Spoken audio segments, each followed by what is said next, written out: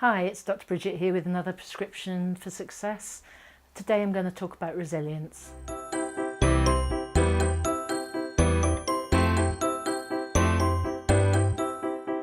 Today's going to be a little bit of a broad talk about resilience because what I believe is that all of my other videos have also feed into this idea of resilience. So it's going to be a bit of a broad brush about why people aren't resilient, and then a little quick bit at the end about what to do about that.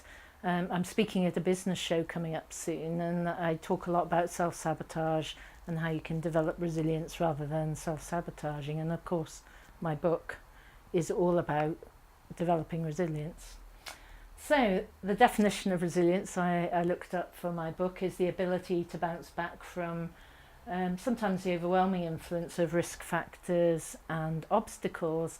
And in my book I talk about the three sort of groups of things that form risk factors and obstacles. So there's material things, financial things, so maybe people think that they can't afford to do something, maybe they think they can't do something because something's going on in the family, or perhaps even they're not well enough. I had someone the other day that decided that they couldn't work with me because they just weren't well enough and it might make them worse.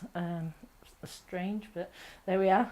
So these are material things, but if you think about it, they are sort of self-limiting things as well. So if you believe that you can never do anything because you're never going to have enough money, that's a self-limiting thing, and the same for the others.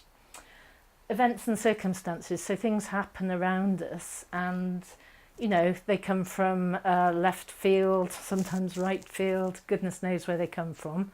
But things happen, they happen in the world, they happen in the news, they happen to us at work, they happen to us in our business, and they happen to us in our family. And to be resilient, really it's about how you actually deal with those events and circumstances. So if you've got a lot of confidence, self-belief, people surrounding you, you've got goals where you want to get to, then those seem a lot better than if you haven't got those things.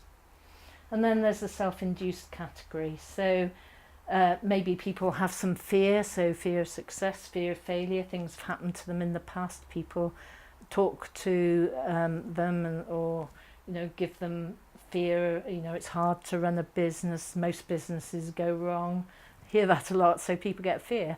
Or maybe if I'm so successful I won't be able to look after my family, so that's a fear of success. Laziness, that's a really interesting one, because I think sometimes I can be a little bit guilty of being lazy. But is it being lazy, or is it actually a bit of procrastination, a bit of wanting to relax, just not wanting to do the things that are there to do? Some people would call that lazy. Despair. Now some people that I meet are really despairing in their business, and sometimes that's really because they haven't actually done the one thing that's really going to make the difference. So they've avoided doing the thing that's going to make the difference. So maybe they've been building their website, had all their business cards, done a lot of networking, and haven't actually stepped up and done the one thing that would get lots of people coming to them, say as a coach or any other sort of business. Overwhelm's really common.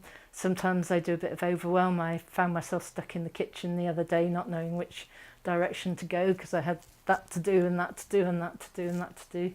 And sometimes that can stop you from being resilient, but you just really need to step back, chunk it all down, go for the things that really make the difference, the small things to start with. Maybe you can become complacent.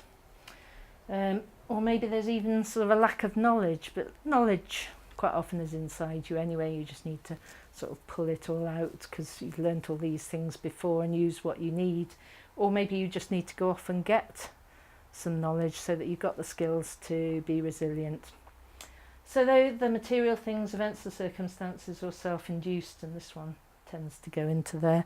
And so, what I talk about in my book is how to become resilient, how to set goals, how to have the right people around you, how to have those amazing, empowering beliefs, and, just work out what your values are, what your purpose is in life. be really, really motivated towards whatever it is that you want.